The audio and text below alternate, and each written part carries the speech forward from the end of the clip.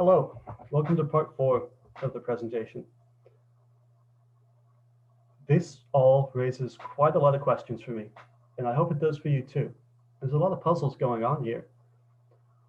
Question number 0 here for me is, what's the status of the manifold in all of this? It's present in some representations, but it's not present in others. What gives? This is a very, very weird thing to me. Now, I've talked about how the lattices and the lattice structure is just representational, right? It seems like it's very analogous to coordinate systems. And when we change our coordinates, we're just redressing our theory in different clothes, so to speak. It doesn't really change fundamentally the theory. But with that said, in the discrete representations of the theory, let me go show one. Right here, okay. In the discrete representation of the theory 36, there is no manifold, none at all, right? And then we get rid of that lattice structure, but we introduce a manifold when we move to 37. There is a manifold underneath 37, and that manifold continues to exist when we go to 38 here.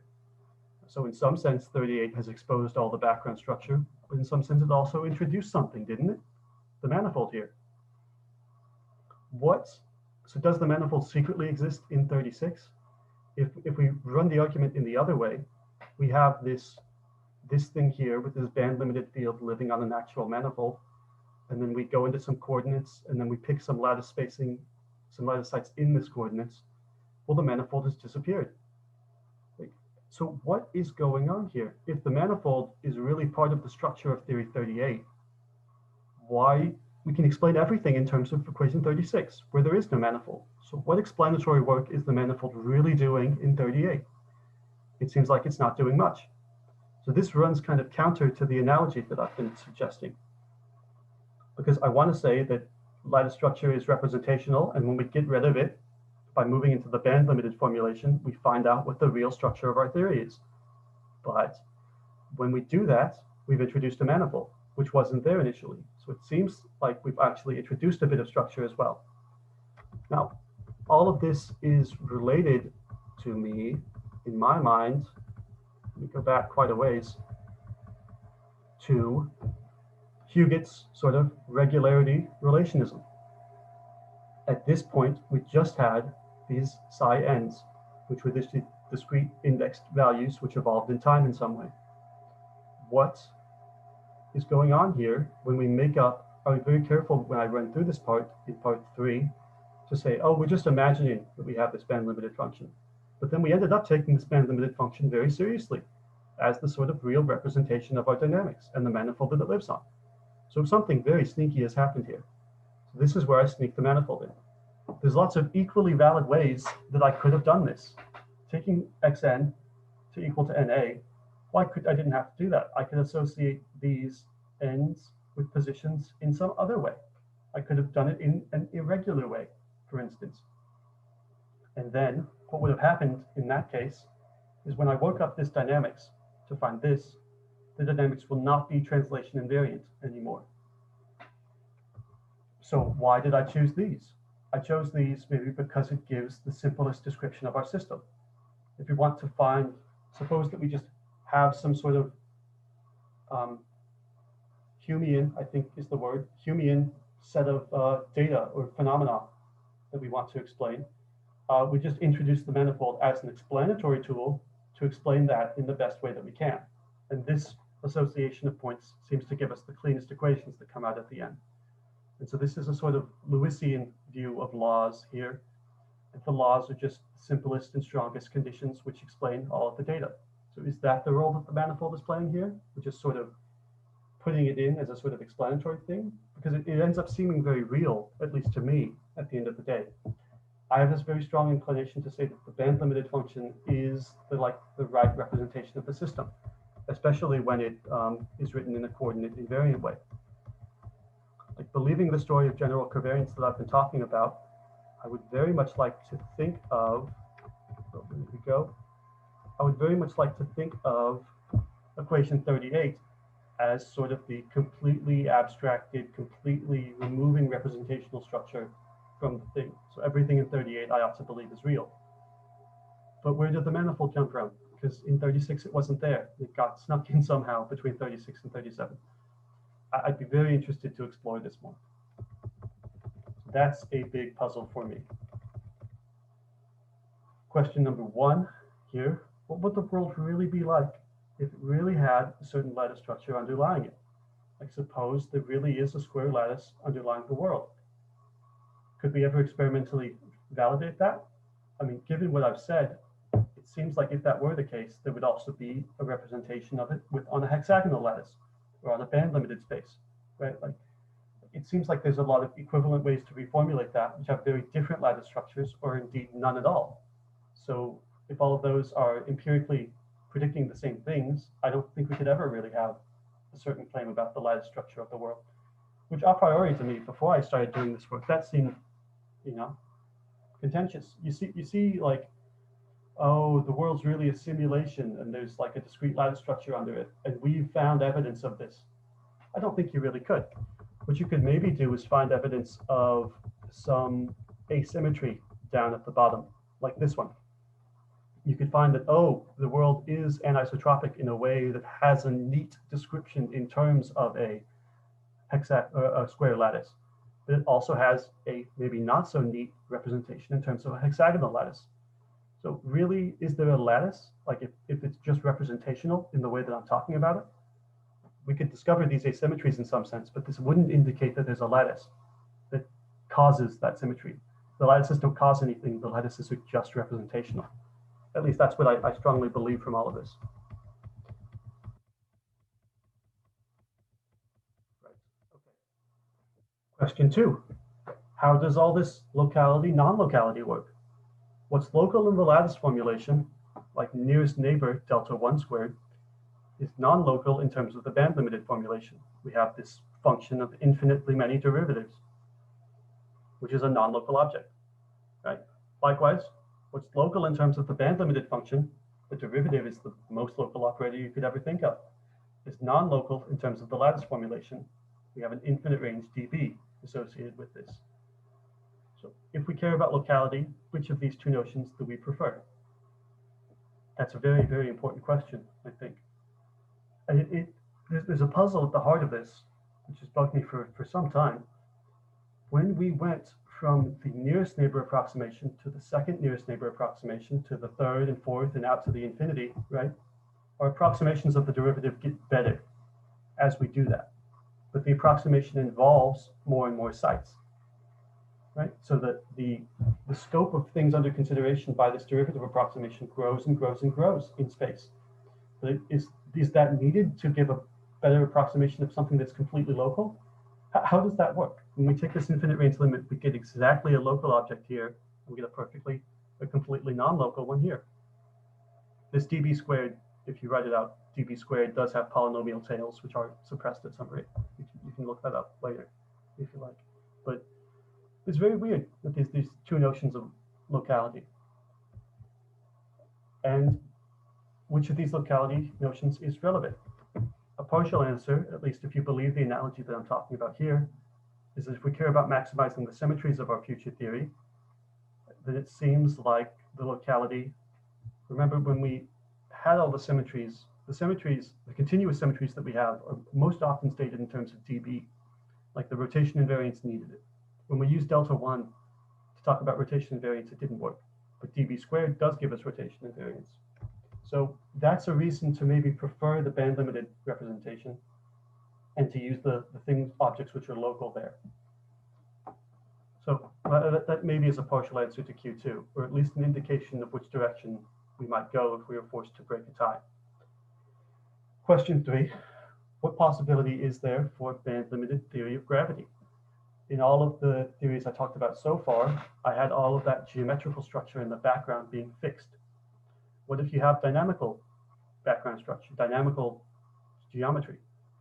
For instance, could we have a band-limited Newton-Cartan theory?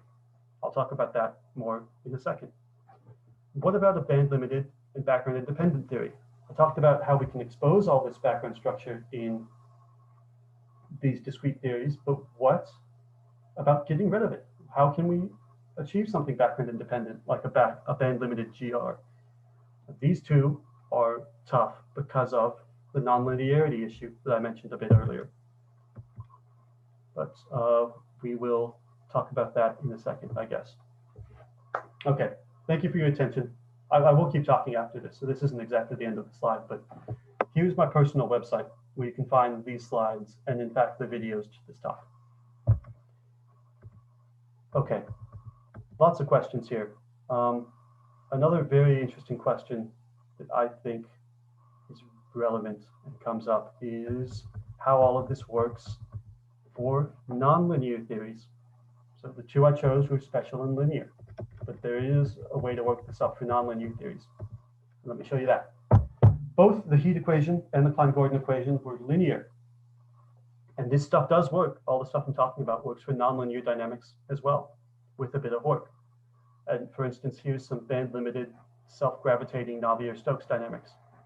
So here's the density of a fluid, a one-dimensional fluid evolving in time. And here is the velocity field of that. You see these two are initially moving towards each other. Here we have a positive velocity, here we have a negative velocity. And you can work this out and plot up dynamics. But what equations are sort of underlying that? And how do they have to be modified? Here's my current guess at what a self-gravitating fluid might look like in this band-limited setting. Consider this model of self-gravitating fluid here. We have a manifold, a time metric, a space metric, a fixed derivative operator. We have a gravitational potential, a density, and a time-like velocity. This is all the content of our theory. And these first three are fixed, and these latter three are dynamical. The DPMs of this theory, let's say here, is given by the Poisson equation, which tells the potential how to evolve based on the density. And then here is something like geodesic deviation, ignore the BK for now, has some viscosity term here, some pressure term here, and some gravitational potential term here. And I've taken the pressure to be beta rho squared over 2. This is the equation of state, which gives this form for the pressure term. Don't worry about that too much. And then here's a conservation equation for rho and u. It says that the divergence of the product is 0. Now, why do I have these BKs hanging around? If you didn't have these BKs here, this would be exactly the generally covariant formulation of a self-gravitating fluid in Newtonian gravity. The only difference here is these BKs. Why did I have to introduce them? Well, first, let me say, you can build this from the ground up if you'd like. You start with a discrete representation, like a bunch of discrete values evolving in time in some way, and you can go through the whole process of putting that into coordinates in a band-limited way, and then getting rid of those coordinates. And one way of doing that, you arrive here. But that's a process which is guaranteed to work. I guarantee you, if you start from a lattice theory and run through the process I've talked about in this presentation, you will find a band-limited theory at the end of the day. But that doesn't mean you can take a continuum theory and then just naively put a band limit on it. And the main technicality, which bites us here, is that the product of two band-limited functions, u is band-limited, let's say, and u here is band-limited, the product of the two is not band-limited. That's a problem for us. If you have a band-limited function with bandwidth k1 and a band-limited function with bandwidth k2, the product of those two functions has, in general, bandwidth k1 plus k2. So bandwidths add. And you can think about that. If you multiply two sine waves together, you get a sine of the sum and a sine of the difference, and cosines of the difference, and things like that. So that's how that works. The derivative of a band-limited function is still band-limited, though. So we have this var phi here being taking its derivative twice. The derivative in the Fourier picture is just to multiply by ik, which is the wave number.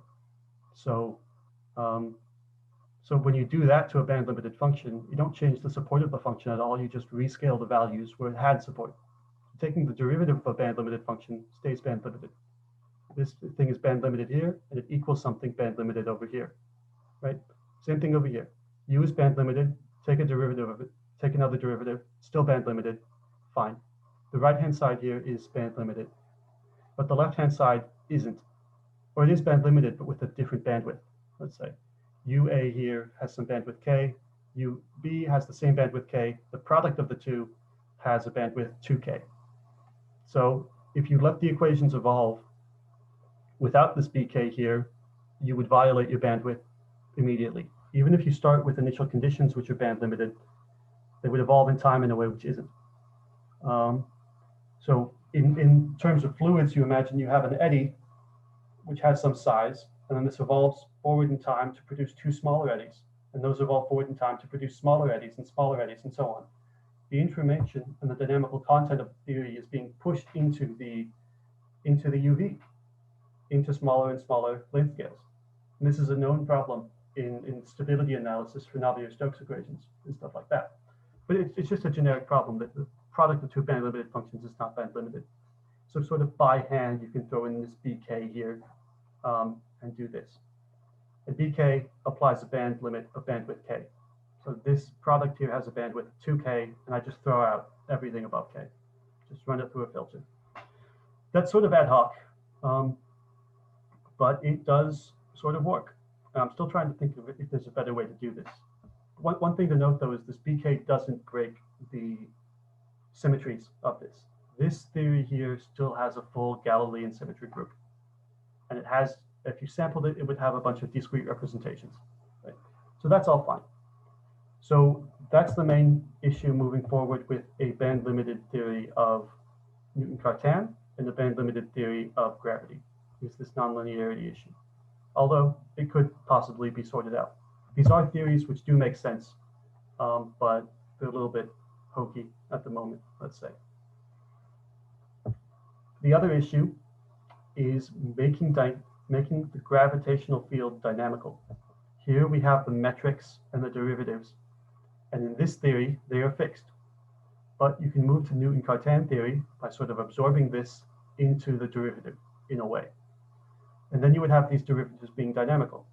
And then here, in the Newtonian case, you have one dynamical field here and its derivative twice. Here you would have a dynamical field and then a dynamical derivative taken of it twice. So that this term then is cubic in the dynamical elements.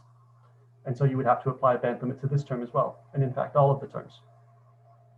So that gets very weird trying to make that. And the further question is, if these derivatives are dynamical, what does it mean to be band limited? Like my personal taste is that we should define something being band limited by its derivatives. But because the Fourier space is diagonal, the derivative is diagonal in the Fourier transform, right? So the spectrum of that is a good way to identify what the Fourier expansion should be, looking from the derivative. But anyway, that's more to come. What else? At the PopGrunch talk, there was another question which I'd like to address about how time is treated in these theories. Now, one thing to say is that this equation here, 41, treats time and space differently. Space is sort of discretized in a way, and time is still kept as continuous.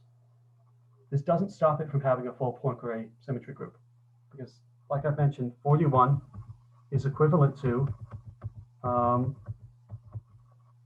41 is equivalent to, or it's equal to 36, which is equivalent to, in a sense, 38, which doesn't treat space and time differently.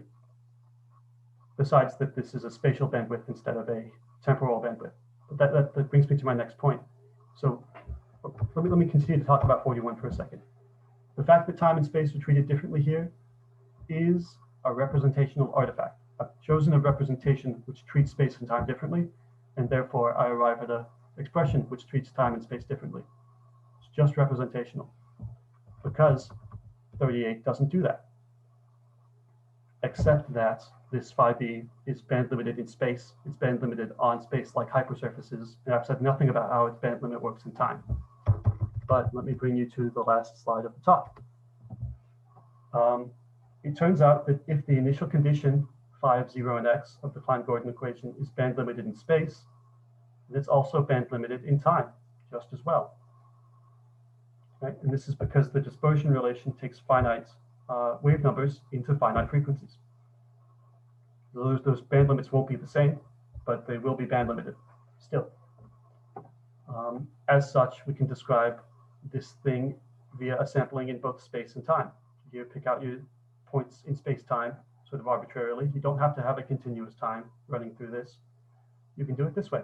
And this is from all of these points, the black points here. You tell me all of those, and you tell me that the underlying field is band limited. I can reconstruct the field exactly. So, so you have these discrete representations here as well. Does this have anything to do with causal set theory? The picture makes me think of it, but I'm not an expert on that, and so I do not know. Right, I think that was all the questions that I remember coming up during the talk have been addressed throughout this. So thank you for your attention, and good day.